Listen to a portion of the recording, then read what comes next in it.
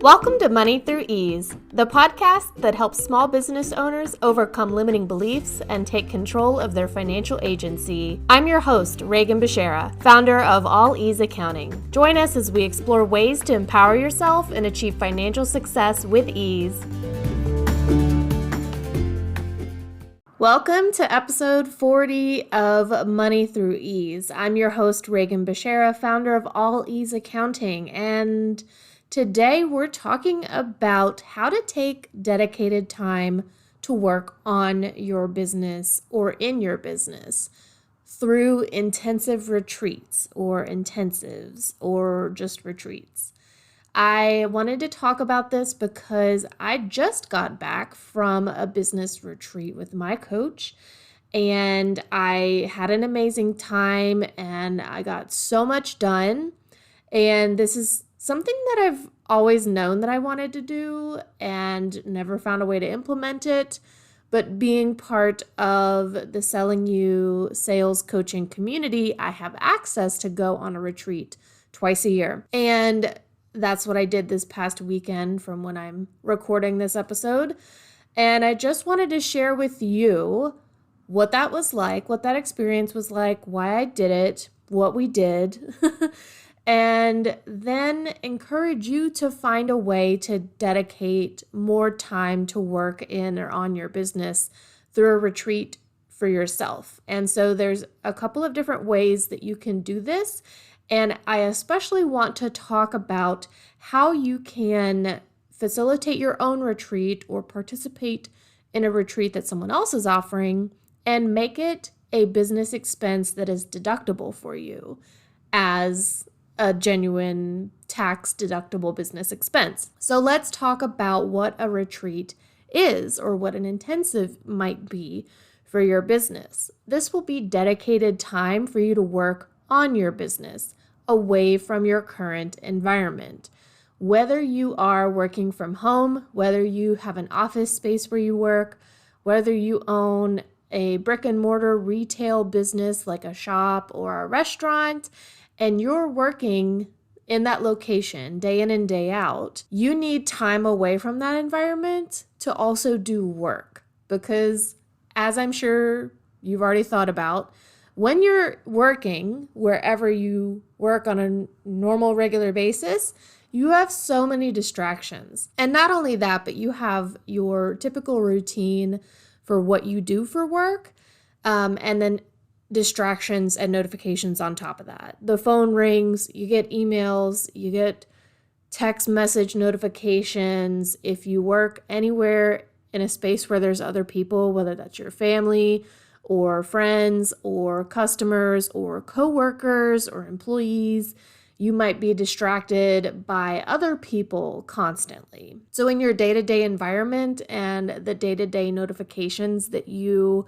experience, other people interrupting you, not maliciously, but just because they might have a question, or you have customers or clients walking into your business or calling your business. Even if you dedicate time every week or every day or every month to work on your business, and that would be, marketing, the administration of your business, doing your business's bookkeeping.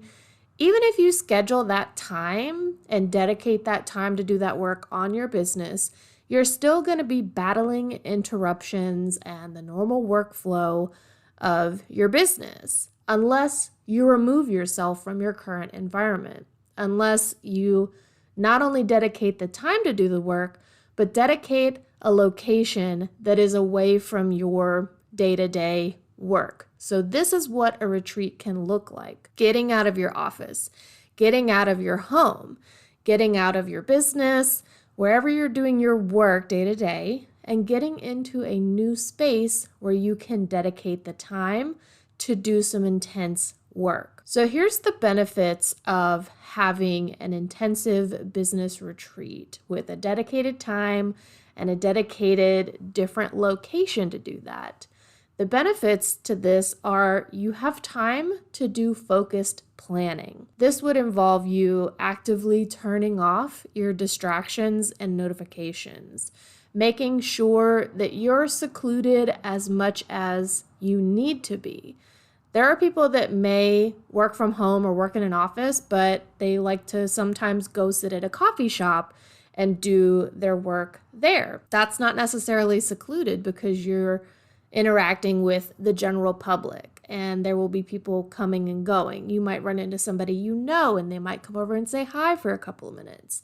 So are you okay with doing secluded time in a public environment like that, even if it is away from your day-to-day workspace? Or do you need to be completely secluded and rent a room at your local library and shut everything out and turn off all of your notifications and put all of your things on Do Not Disturb? Do you need to physically fly or drive to a location in another state? Do you need to be out in nature? Is it okay if you are in an Airbnb, or do you need to be in a hotel where they have a conference room? Thinking about what you would need from your environment to have the time and the space and removed distractions in order to do the focused planning of your business while you're on this retreat. Another benefit to doing a retreat would be to develop strategy for your business. I've talked a lot about how to track money whenever you develop strategies in your business. If you've got something that you're developing, like a new product or a new offer, or you want to implement a new marketing system or email system or workflow software or customer management software like a CRM, to develop a new strategy in your business, I have talked about how to set that up on your financial reports and your categories to track the efficiency of that strategy. But going on a retreat and dedicating the time to developing that strategy in the first place is also really important and can help you get a strategy together quicker than if you're just working on it for a couple hours every week while you're also trying to do all of your other work and being interrupted all the time. So that could be a benefit for you going on a business retreat, is time to develop some strategy for your business. Another benefit, if you have employees or you have colleagues or another business that you're collaborating with, and you go on a retreat with them, this could be some great bonding time and networking time, right? If you are bringing your employees on a retreat with you to work on strategy for your business or to plan for your business, this can be an awesome dedicated time to bond with other people. You may also decide to work with someone who's facilitating the retreat. There are people whose service that they offer is retreats, dedicated to helping you strategize and plan for your business. And so you can work with somebody like that who will facilitate and pretty much just handle all of the logistics of the retreat so you can get your work done. Or you can, do your own thing and you can decide all of those things for yourself and not have to hire a facilitator to do that for you. You can decide where you want to go, who you want to go with, what you want to do, where you're going to eat, where you're going to stay, etc. Another benefit to going on a retreat is, of course, creativity. And when we are in the day-to-day kind of humdrum of running a business, operating, providing services, selling products, administration, all of that stuff, that can block creativity. We need time as human beings to relax and get rejuvenated and get rest and be well fed, and then schedule time in order to work on creative things. So if you go on a retreat, whether or not you need to do creative work for your business, the work that you want to do, maybe you just want to take a painting class as well. And this can be, a non-work related thing that you do on your retreat that's just for pleasure. And that is helping the flow of creativity so that when you go on the retreat and you do the creative, pleasurable thing, that opens you up, that relaxes you so that you can do the work that you intended to do, the business work, the administrative work, the strategy development, whatever you are on the retreat to do. Having time for creativity can help with all that other stuff, right? Another benefit to doing a business or an intensive retreat would be to develop a certain skill. So maybe you don't necessarily need time to focus on planning or developing strategy for your business. Maybe there's a certain skill that you want to develop as a business owner. And so you design or you sign up for a retreat that is about developing that skill. Maybe you want to attend a workshop or a live training with somebody, and you build a retreat for yourself around that workshop, and you attend an event for that skill that you want to develop. Maybe another benefit would be just time to reflect and evaluate what's going on in your business. Maybe you really have it all together. You've got all your systems, you've got ways to track things, but removing the humdrum of daily tasks that you need to do in your personal life and professionally in your business, removing those tasks from your plate, going on a retreat in order to reflect and evaluate what's happening in your business, that's going to leave you more time for the work that you're doing on your business to soak in and to really see how it's all going to play out. You can gain new perspectives about your business by putting your brain in a totally different space, a totally new space. Maybe it's not a new space, you've been there before, but just putting your brain, your body, putting yourself in a whole new space is going to help you gain some perspective on the things that you do on a regular basis, on day to day in your business. Maybe a benefit for going on a retreat would be to get some networking done. If you have a friend or a colleague and every time you see them or hear from them, you both are like, oh man, we really need to get together and like catch up and blah, blah, blah. Finding a way to network, meet up with that colleague, meet up with that friend so that you finally can't say, oh, we need to get together, like you're doing it, you're getting together. If you're traveling to a retreat, find someone who lives there that you know, but you may never get to see them because you never go there specifically. Meet up with them and spend time with them. So those are all the benefits of going on a business retreat, going on an intensive, and that could be for any amount of time, a weekend, even just a day where you just take off from work and go somewhere and do something specific that is going to benefit your business. And we're going to take a quick break and we'll be right back.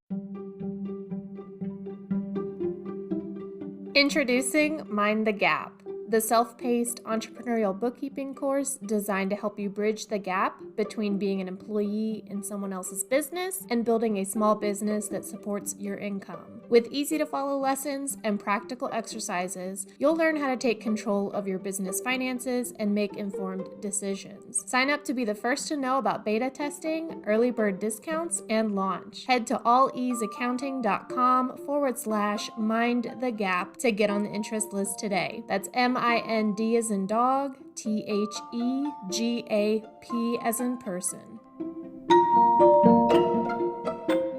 So now that we've talked about the benefits of doing a business retreat, whether you hire a facilitator or you work with someone who's hosting a retreat, or if you just decide to do it for yourself and you're the one that plans it and implements all of it, either way, let's talk about how we're going to make this retreat into a business deduction. Because as the numbers witch, as your bookkeeper, that's what I'm here to do, is to help you get the most out of your business tax deductions. And going on a retreat, doing an intensive business trip can be turned into a tax deduction. And it's all about figuring out what is both ordinary and necessary about this retreat, about this business trip that you're doing, about this work, in order for it to be tax deductible. So this is not a for sure way to be able to claim a retreat as a business deduction.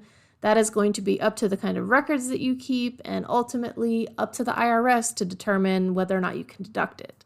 But here's what I think you should do if you want to record this trip, this retreat, whatever work you're doing as a business deduction. So number one, have a plan for where you will go on the retreat, travel to, and then where you're going to go while you're on the retreat. and what you're going to do when you get there. Keep a record of the intent and the purpose of your retreat. If you're going to go solo, and if you have a facilitator like a coach or someone who is hosting the retreat, keep a record of the purpose of that so that your trip can be deducted as a business expense. Number 2, keep good records of everything you paid for. This is just generally good advice for business record keeping, but especially for a business retreat or an intensive, keeping a record of everything, including the travel expenses, but especially activities that you planned ahead of time and that you completed while you were on the retreat. Keep those receipts, y'all. Keep email confirmations of things. Number 3 is to research where you're going and what you're doing, and make a plan for how and why this is being done for your business. So if you are going to plan activities while you're on the retreat, make a plan and determine how this is going to impact your business. What kind of work are you going to be doing on that activity? What purpose does it serve for you to do that activity as part of this business retreat? And then number 4, after you return from your retreat, sit down and make some notes about what you did and how it impacted your business. So here's some journal prompts that after you get back from your retreat, you can sit down and answer these prompts and use that as a record for the deduction of taking this as a business expense. So the first journal prompt will be, why did I choose this location for a retreat for my work? The second question is, did I use a facilitator? Who was it? And what kind of services did they offer me as part of facilitating this retreat? Did they only do the arrangements for where you're going to stay and make you dinner reservations? Or were they working with you the entire time on your business strategy and planning? The third journal prompt is, did I bring anyone from my business along with me? Did I bring extra family members or friends? And how much did those folks support and interact with me while I was working on my business? Or did they go off and do their own thing while I was getting my work done? The fourth prompt is, where are all of the records, such as receipts and confirmations, of the purchases I made for this retreat, and how am I going to record their business purpose? Are you going to write on the receipt or confirmation directly what the business purpose was? Are you going to keep a journal of that somewhere else? How are you going to keep those records and the purpose of the business expense? The fifth journal prompt is, would I like to return to the same location and or do the same activities on a future retreat? And the final prompt is, what did I accomplish on my retreat for my business? Maybe you came up with a plan for X, Y, and Z strategies for the next year. Maybe you worked on your financial goal for the remainder of this year. Maybe you developed a new product or a service to offer, etc. If you've ever done a business retreat or a trip for any of these reasons, or maybe another reason that I haven't mentioned yet, I want to hear from you. You can leave information in the Q&A section on this episode in Spotify, or come find me on social media and share your experiences with business retreats. Please leave a rating and review where you're listening, and share this podcast with another business owner. Thanks for listening, and I'll talk to you next week.